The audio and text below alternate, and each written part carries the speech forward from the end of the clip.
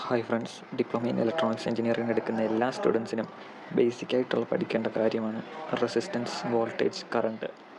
Electronics engineering മാത്രമല്ല, EL, EC, ഇലക്ട്രോണിക്സുമായിട്ട് ബന്ധപ്പെട്ട മറ്റ് ബ്രാഞ്ചുകളിലും ട്രിപ്പിളിയിലും ഉള്ളവർക്ക് ബേസിക്കായിട്ട് പഠിക്കാനുള്ള കാര്യമാണ് കറണ്ട്, വോൾട്ടേജ്, റെസിസ്റ്റൻസ്. ഇതാണ് ഇലക്ട്രോണിക്സിൻ്റെ ബേസ്. അപ്പോൾ കറണ്ട്, വോൾട്ടേജ്, റെസിസ്റ്റൻസ് എന്തുവെന്ന് വളരെ സിമ്പിളായിട്ട് നമുക്ക് പഠിക്കാം. ആദ്യം തന്നെ current, flow of electrons is known as current. അതായത് ഇലക്ട്രോൺസിൻ്റെ ഫ്ലോയാണ് കറണ്ട് എന്നറിയപ്പെടുന്നത്. ഒരു ആറ്റത്തിനകത്ത് ഇലക്ട്രോൺസ്, ന്യൂട്രോൺസ്, പ്രോട്ടോൺസ് എന്നിവയുണ്ട്. അതിൽ നെഗറ്റീവ്ലി ചാർജ്ഡ് ആയിട്ടുള്ള ഇലക്ട്രോൺസിൻ്റെ ഫ്ലോയാണ് കറണ്ട് എന്നറിയപ്പെടുന്നത്. ഒരു ചാലകത്തിനകത്തൂടെ ഉള്ള ഇലക്ട്രോൺസിൻ്റെ ഫ്ലോ, അതിനെ കറണ്ട് എന്നറിയപ്പെടും. ഇനി അടുത്തതാണ് voltage. The driving force that pushes electrons to flow through a circuit. അതാണ് വോൾട്ടേജ്. വോൾട്ടേജ് എന്നാൽ കറണ്ടിന് ഫ്ലോ, അതായത് ഇലക്ട്രോൺസിൻ്റെ ഫ്ലോ ആണല്ലോ കറണ്ട്. അപ്പോൾ ഈ ഇലക്ട്രോൺസ് ഫ്ലോ ചെയ്യാനായിട്ടൊരു ഡ്രൈവിംഗ് ഫോഴ്സ് വേണം. ഈ ഡ്രൈവിംഗ് ഫോഴ്സാണ് ഇലക്ട്രോൺസിനെ പുഷ് ചെയ്യുന്നത്.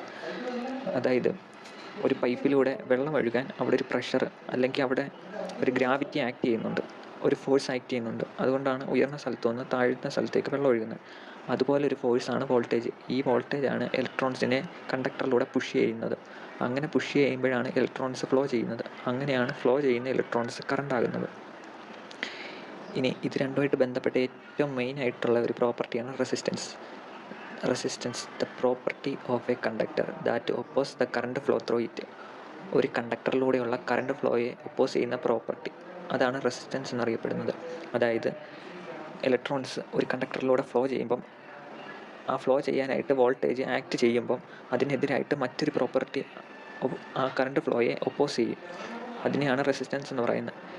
അതായത് റോഡിലൂടെ വണ്ടി ഓടുമ്പോൾ വണ്ടിക്കെതിരായി ഒരു റെസിസ്റ്റൻസ്, ഒരു ഫോഴ്സ് ആക്ട് ചെയ്യും. അതായത് ഫ്രിക്ഷൻ എന്നറിയപ്പെടുന്ന പോലെ ഒരു ഫോഴ്സ്.